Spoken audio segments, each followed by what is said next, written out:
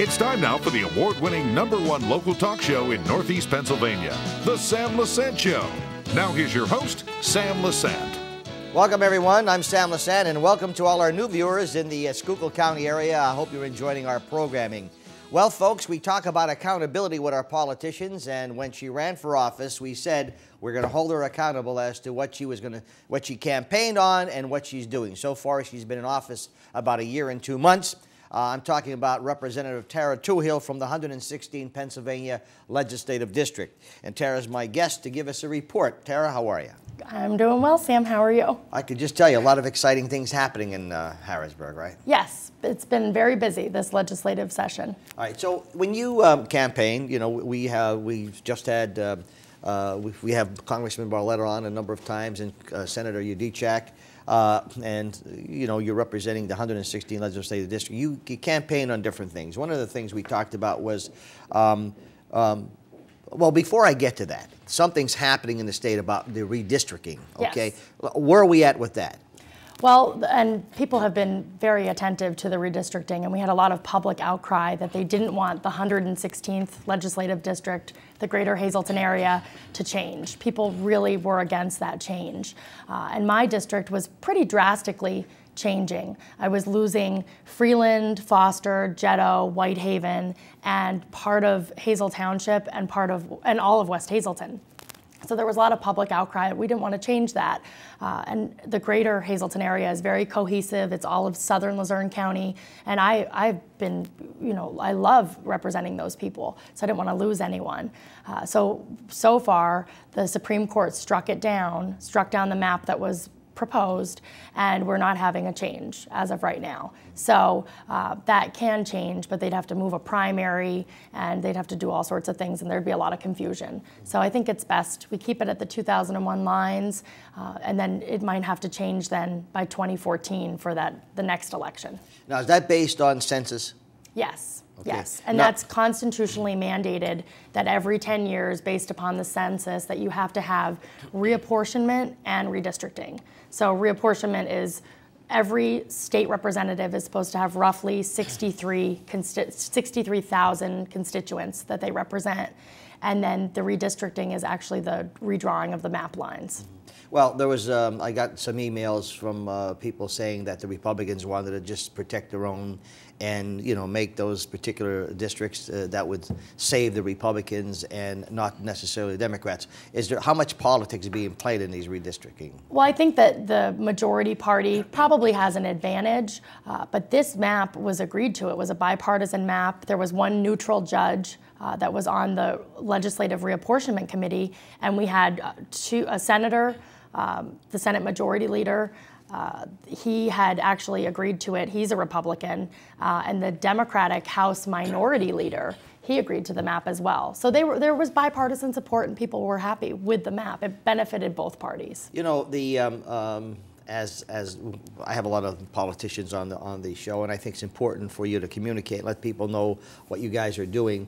And so a person asked me, a senior citizen was asking me about, you know, what does the state representative do? Okay, how can what is the job of a state representative? Which is a 101, you know, a question, okay, right, as to what do you do? And of course you have a legal background, which gives you an advantage as far as, you know, the legislative work. But what do you do? Well, we wear so many hats. The first hat that you wear is the constituent service, that we have an office.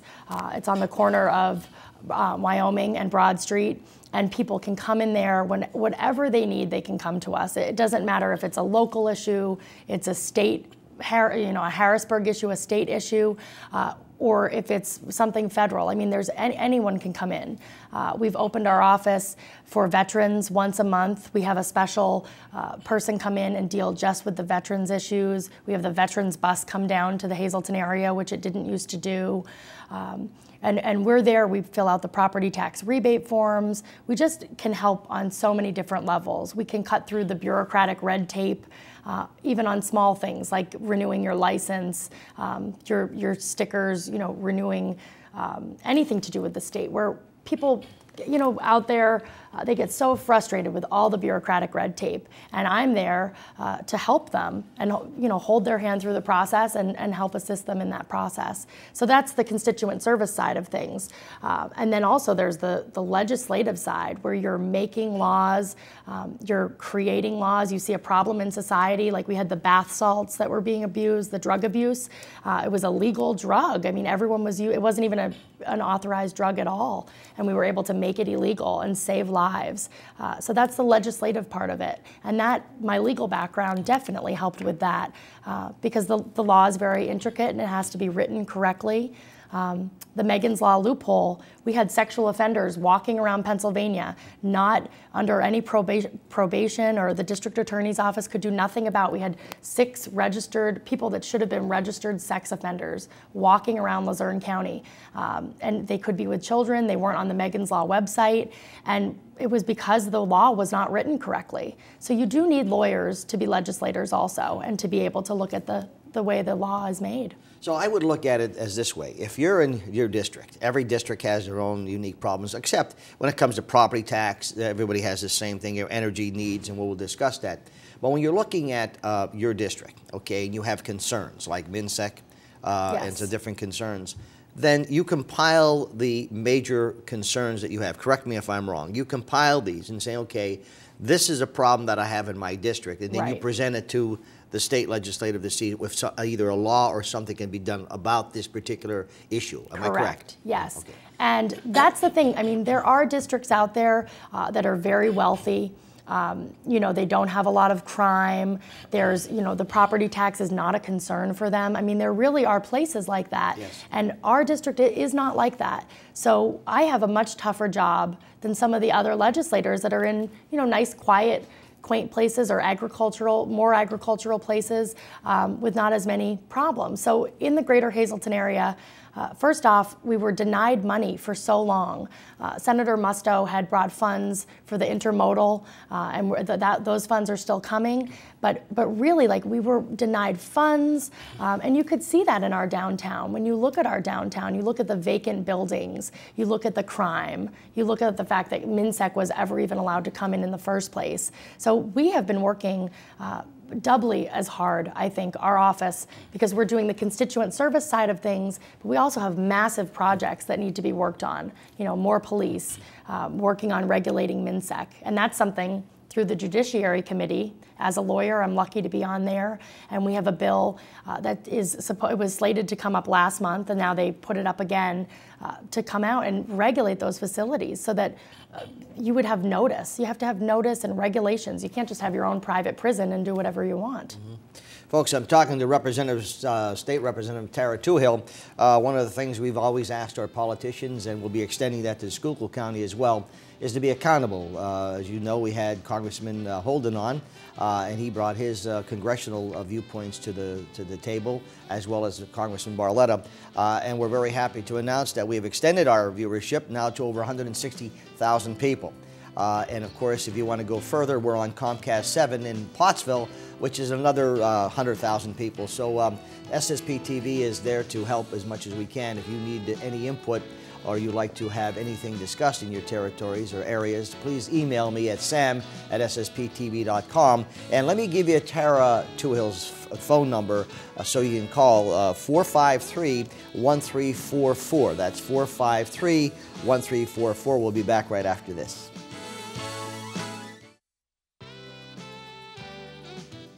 Thanks for staying with us, folks. I'm Sam Lesante, and you're watching The Sam Lesante Show. Folks, the official water of SSP TV and Samson Productions is Atomic and Mountain Spring Water. Now, if they don't have this water where you buy it, ask for it. Atomic and Mountain Spring Water in the greater Hazleton area. You can get it at JoJo's, but it's the water that Starbucks uses. And of course, folks, for those of you new watching The Sam Lesante Show, I take 2 shots of this every day. It's called Mona V. A lot of good stuff in this. I don't know what it is, but it makes you feel terrific. My good friend Dan Basala, the phone number is up there. Give him a call and ask him about this. It does wonders for you. My guest today, Representative Tarah Toohil. She's been in office about 1 year and 2 months, and I've always asked for the politicians that come and promise us so many things before they run. Are they living up to their promises? And so we're continuing on with you and talking about your constituents, okay? In your district, majority, I would think, are 55 plus. I mean, or you know, we have younger people, but a lot of seniors, a lot of people who are retired, a lot of people on fixed incomes, whether they're seniors or not. And of course, you know, how we're getting ripped off big time with the oil industries, okay, with the gas prices. I mean, they should all be in jail as far as I'm concerned for what they're doing to the country and how greedy they are. But that's my own personal opinion. Right. Second of all, you have property taxes.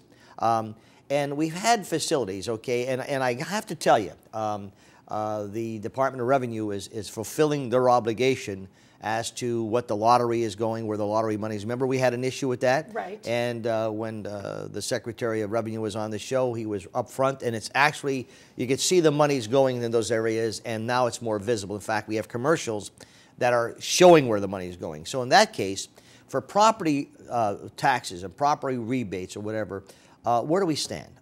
Well, with the property tax rebates, a lot of the gaming money from gambling, when we allowed table games and we allowed gambling in Pennsylvania, that was a promise to all the constituents across Pennsylvania. They said, if you legalize gambling, we're going to let you have a big portion of the money, and it's going to go to property tax relief. Now, the problem with that is, I mean, truly looking at it now, the legislators that were in there, maybe they believed that there would be relief, but it's a falsehood, because you have an $8 billion property tax problem. Like, to cure the property tax problem and provide real relief, you need to find $8 billion somewhere, and you have $1 billion that's generated. So $1 billion is going to an $8 billion problem. That's only 1/8 of the problem, and then, you know, 1/8 of a solution. So all the people here, their property taxes keep on going up. The school boards raise their taxes, and it really is so archaic, our property tax system, the way that it works, because it's on the basis of, you know, those with property actually are the wealthy. And nowadays, with our seniors, I mean, they're barely holding on to their homes. And our middle class folks that are in the Hazleton area, they've lost their jobs, they're looking for work, they're on unemployment. They're not wealthy, and you can barely scrape by and pay your property taxes. So the gaming money, there is a portion of it that does go to relief. It's just that there's also so many people trying to be relieved. And in our office, we have an increase in people that come for the property tax relief with the rebates. So what happens is, you know, even more people are going into that pile of $1 billion. So is it, now we're not talking lottery. This lottery is a whole different Right. ballgame. Okay, we're talking the gaming. But is it because the gaming is only generating that amount of money, or they're holding back, not giving more of their share? I don't. It's just that even with the estimated revenue that would come in, it would never fully provide the relief that was promised. So, I mean, and now in order to fix it. Did they promise $8 billion? No, they didn't, but it's just like with the Marcellus Shale, originally when everybody wanted to tax it and really have a tax, they say, oh, the money will go into the general fund, and then it'll go towards this. And the problem is that it doesn't always go to where it's promised. So when you're implementing a tax or you're legalizing something thinking that you're going to get a revenue source, you have to be so careful to make sure it goes where you're promising. So with the gaming, are we saying that there could be more scrutinization with the gaming money? Or is that it? Or is $1 billion max out? That's what you're going to get. And I had looked at opening the gaming law and changing it, but it would have been about $30 more for each person, which is not fixing the property tax problem. It's not creating a solution for these people that are losing their homes. So what direction are we going then with gaming? I'm actually on the task force for property tax relief. And what we have done, there's a number of solutions, and one of them has been kicked around for years, where you would actually get rid of the property taxes and you would be able to change the system so that you're implementing a sales tax.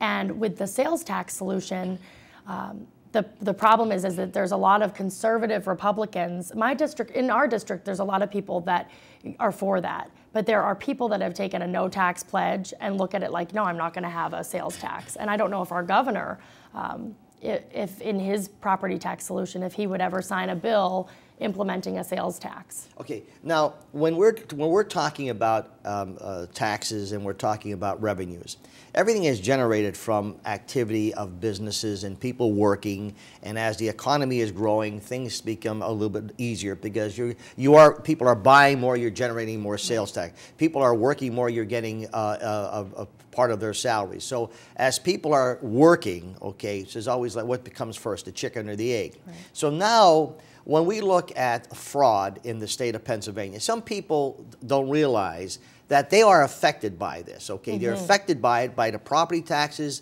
they're affected by their services because money has to be given to something and it has to come from somewhere. Correct. So we have all these bleeding hearts that think, well, we give them everything, etc. We do have a serious, in my estimation, in the greater Hazleton area, from what we could see from our news department and people coming to us, and I'm sure you're getting swamped. We have a lot of fraud going on with the access cards, okay? Yes. We have a lot of frustration, okay? Yes. And it's not that people do not want to help people, Tara. It's just that people are abusing the system. What is the state doing about it? Well, we have obviously a new governor, a new Department of Public Welfare secretary, and they actually went through and were able to kick people off of the rolls that were just people that were deceased, and medical payments were getting paid out to providers for deceased people that didn't live in the state, or people that just were not able to receive the monies. So they were able to cut down on the fraud and abuse there. One of my first bills that I had that passed through the House of Representatives, which I'm very proud of, was my welfare fraud bill. And it puts in the access card, because right now those access cards, if I take your access card and I use it illegally at the store, I can't go to jail for that. But it actually puts that actual plastic card as part of the law, that would be a felony to use that card that way. What I'm concerned about, I actually saw this happen, okay? And you're not the only one. We get so many calls. Yeah, I saw this happen where we saw a person in a grocery store using 3 or 4 different cards, all right? And left the store, and I was in line, okay? And the lady behind me was furious, okay? So I went through the line and, you know, didn't say anything, but there was 4 cards, etc., being used at this grocery store. The person behind me went up, who saw the lady going into an Escalade, okay, which is a beautiful car, okay? Right. I love them, okay? But she went up and she said, look, she said, it's none of my business, but you just used 3 or 4 access cards for your groceries, and I can't even afford mine, okay? And yet, I mean, God bless you, you know, you have a beautiful car. I don't even have that, okay? Right. You know what the lady told her? You just don't know how to work the system. Now, that's a slap in the face to so many people, Tara, that just fries you. And then what happens is people get so upset, then they start they start hurting people that really need it. Right. And that's the sad part. And that's what you want to make sure with welfare. People agree that there are people that are needy. Yes. You know, if there's a family and they have children, that you want them to be able to feed their children. Like, God forbid people go without food, go without clothing. So you want to make sure, obviously, there needs to be a safety net for the people that truly are needy. The problem is that in Pennsylvania, we have grown and grown. This welfare system has just ballooned because there's no accountability. Anyone can be on welfare if they, you know, go and lie. There's no checks and balances, no accountability whatsoever. And we allow people to be on welfare for forever. You can be on your whole life. In New York, there's a 2-year limit. There's also a limit that you can't have more than 3 children and be on this system. So here in Pennsylvania, you know, you can be collecting from multiple sources. There's, you know, you can have a Pennsylvania access card, you can have a New York and a New Jersey access card. You can be using all the family members' cards when you're at the store. There's no accountability there. Is there something being done about it? Well, my bill is over in the Health Committee in the Senate, and it's a good bill because it creates that it is a crime. And I mean, you have to make that fraud a crime. How far is that bill going? Well, it was passed with bipartisan support through the House of Representatives, and it has until the end of this session to get passed out of the Senate. Is it in the Senate now? Yes, it's in the Senate. And who's sponsoring it in the Senate? It's my bill, and it actually has to just get passed through the Senate. Okay, and is anyone holding it up? The chairwoman is Pat Vance, and she is a little bit, hesitant on this one because there are people that think. Can we have access? Could the community have access to that bill that what you're proposing? Yes, okay. most certainly. All And right. if they call our office Yes. and say that they support this bill, I can record every single person that calls in fighting against welfare fraud, and we can get that bill moved. I think that's very important. Folks, I'm talking to Representative Tarah Toohil. He'll be back right after this message.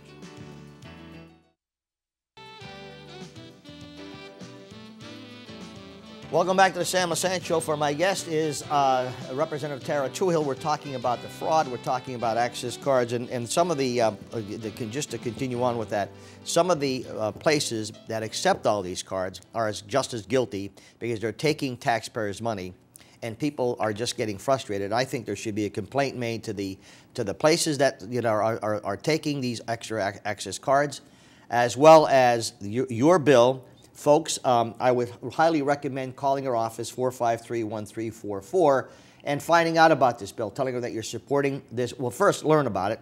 If there's on the website, if there's anywhere we could look at the bill, yes. Okay, to see what it is, because I don't want you supporting something that you don't believe in. But I do know one thing, it's taking taxpayers' money, and a lot of services are being put in. You just brought a point up to saying, well, if you pass the bill, there'll be people committing crimes, they'll be going to jail, but and that's the argument against my bill is so, saying, why do you want to make it a so crime? what's the percentage numbers you just mentioned? Well, the corrections budget is about 7% for people in prison. So people that are against my bill are saying, you don't want to put people away in prison because you're going to grow your corrections. But the state of Pennsylvania, we have less inmates than we used to. So we used to export people to prisons out of state, and we actually have 1,000 people that we're retracting and bringing back to Pennsylvania prisons. So the prison population is not skyrocketing like it used to. I'm a firm believer in letting people learn their lesson, okay?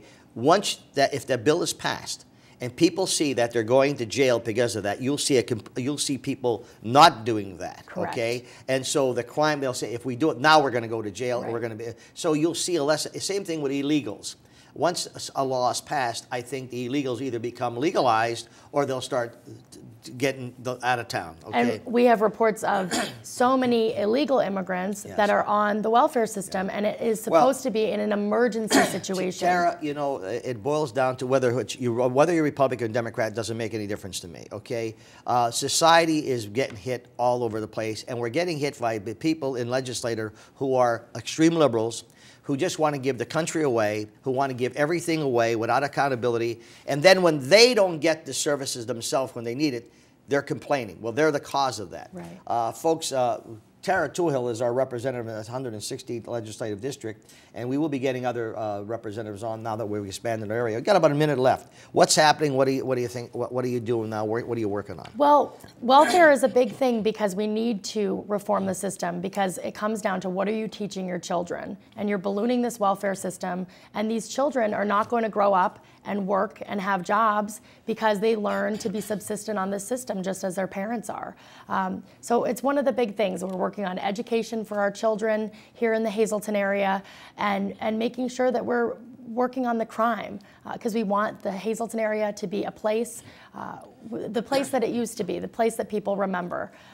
Without the crime. So far, Tara, when you ran for office, you sat here, you had the debate, and you said certain things. And so far, what we've seen, okay, and I'm always looking for accountability, and whether I like you or dislike you doesn't make any difference. I have to answer to the viewers. What you have is you've stated some things that you were going to do, and so far you're following up on that. And I appreciate you coming on the show every once in a while, giving us a report. I'm so glad to come on. Okay. So glad. Tarah Toohil, folks, she's our state representative in the 116th Pennsylvania Legislative District. And once again, SSPTV.com. I advise all of our new viewers, go to our website and see all of the programs we're doing. They're now coming to you in the Schuylkill County. We're thrilled about it. We added another 60,000 people, so now we're servicing 160,000 people, SSP TV. We hope that we're going to be able to help you. Let us know what you think. Let us know what you'd like to have, and we'll try to do our best. We'll see you next time.